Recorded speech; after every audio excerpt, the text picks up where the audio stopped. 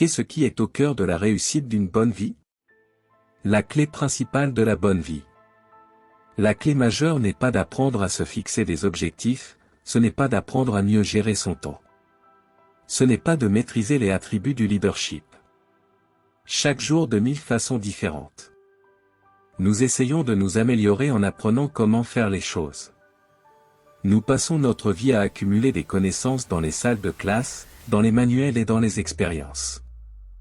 Maintenant, si la connaissance est le pouvoir, si la connaissance est le précurseur du succès, alors pourquoi n'atteignons-nous pas nos objectifs?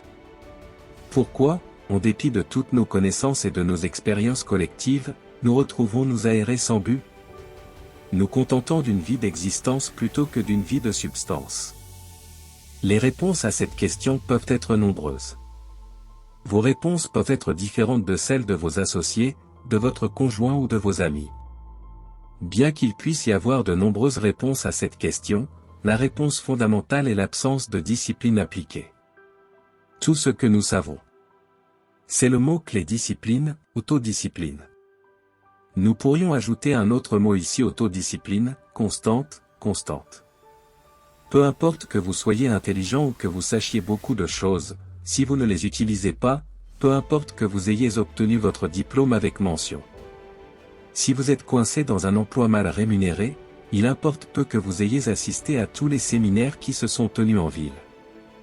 Si vous n'appliquez pas ce que vous avez appris, la meilleure connaissance, c'est la connaissance appliquée. Et une fois que nous avons appliqué nos connaissances, nous devons étudier les résultats de ce processus, appliquer nos connaissances, étudier les résultats, affiner notre approche.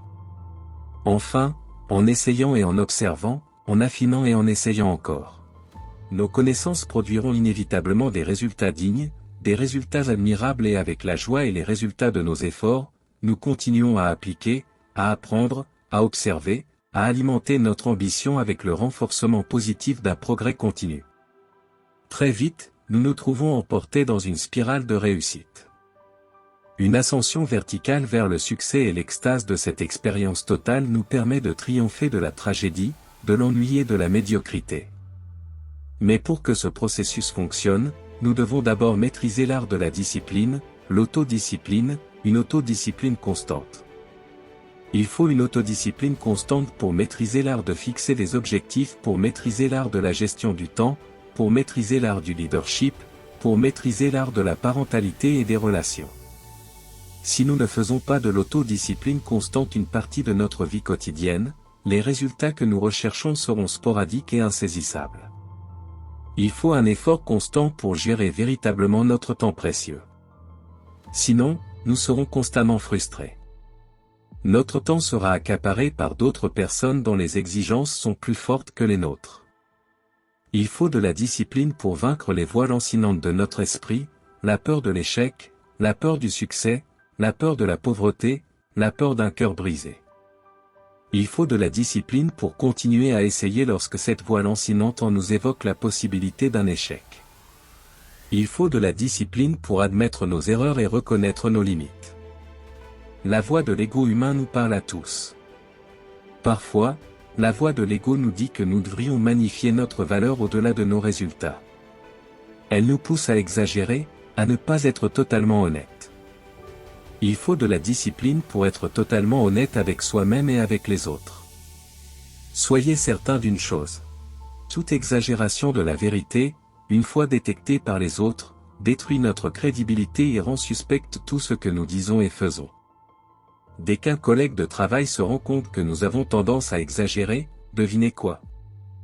Il pensera toujours que nous exagérons et il ne nous tiendra plus jamais en haute estime. La tendance à exagérer, à déformer ou même à dissimuler la vérité est inhérente à chacun d'entre nous. Et seul un assaut discipliné de tous les instants peut venir à bout de cette tendance.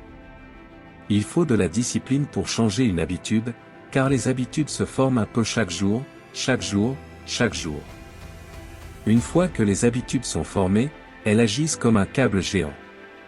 Elles agissent comme un instinct presque incassable que seule une activité disciplinée à long terme peut changer. Nous devons délier chaque brin du câble des habitudes, lentement et méthodiquement, jusqu'à ce que le câble qui nous tenait autrefois en esclavage ne soit plus que des brins de fil épars. Il faut appliquer systématiquement une nouvelle discipline, une discipline plus souhaitable pour surmonter une discipline moins souhaitable. Il faut de la discipline pour planifier. Il faut de la discipline pour exécuter notre plan. Il faut de la discipline pour examiner en toute objectivité les résultats de notre plan appliqué.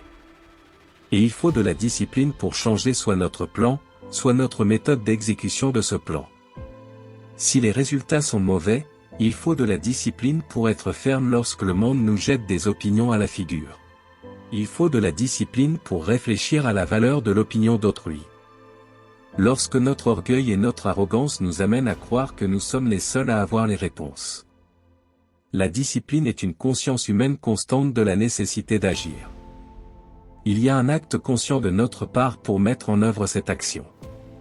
La discipline est une prise de conscience de la nécessité constante d'agir et un acte conscient pour mettre en œuvre cette action.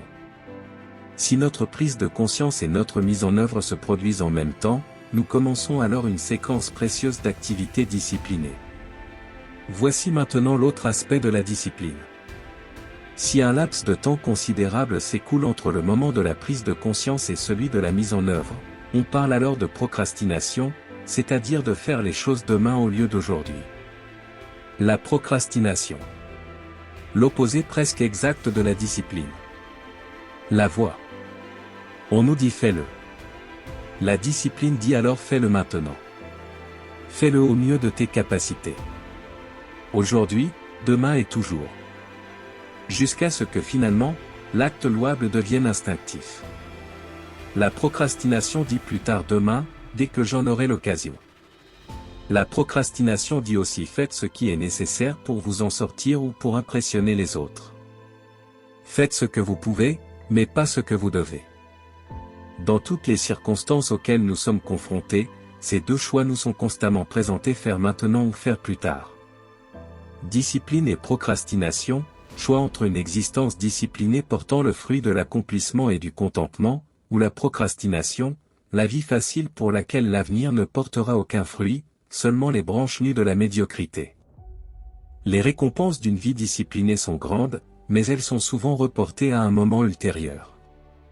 Les récompenses pour le manque de discipline sont immédiates, mais elles sont mineures en comparaison des récompenses incommensurables d'une autodiscipline constante. Une récompense immédiate du manque de discipline est une journée de plaisir à la plage, une récompense future de la discipline est de posséder la plage. Dans la plupart des cas, nous choisissons le plaisir d'aujourd'hui plutôt que la fortune de demain. Alors comment pouvez-vous vous débarrasser des distractions faciles? Comment pouvez-vous garder votre esprit sur ce que vous essayez de faire? Comment conserver une attitude consistant à tout faire et à le faire maintenant? Comment faire le choix de la discipline plutôt que de la procrastination? Comment pouvez-vous rester concentré sur vos ambitions? Comment éviter les conversations à la fontaine d'eau? Vous pouvez rester concentré sur votre travail. Vous pouvez le faire aujourd'hui plutôt que demain. Vous devez vraiment travailler sur votre autodiscipline au quotidien. Ou vous vous retrouverez distrait par des pensées négatives, distrait par des personnes négatives, distrait par les conversations à la fontaine d'eau. Et bientôt, selon le type de personne que vous avez associé, distrait par vos doutes en vous-même.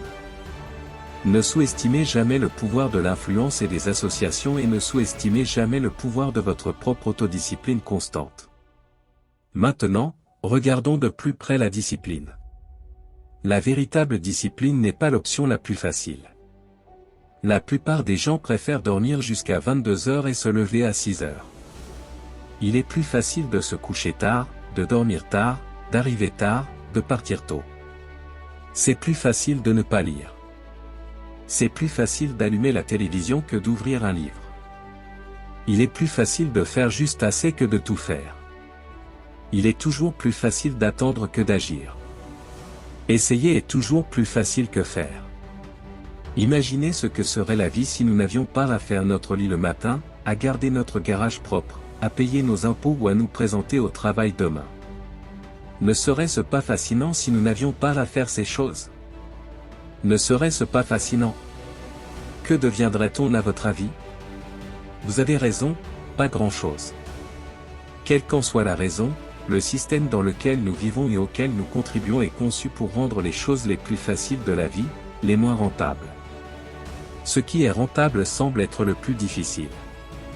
Notre monde est et sera toujours une bataille constante entre la vie de facilité et ses récompenses momentanées et une vie de discipline et ses récompenses bien plus significatives. Si vous avez aimé la vidéo, abonnez-vous à la chaîne pour nous soutenir et activez la cloche de notification pour ne rien rater.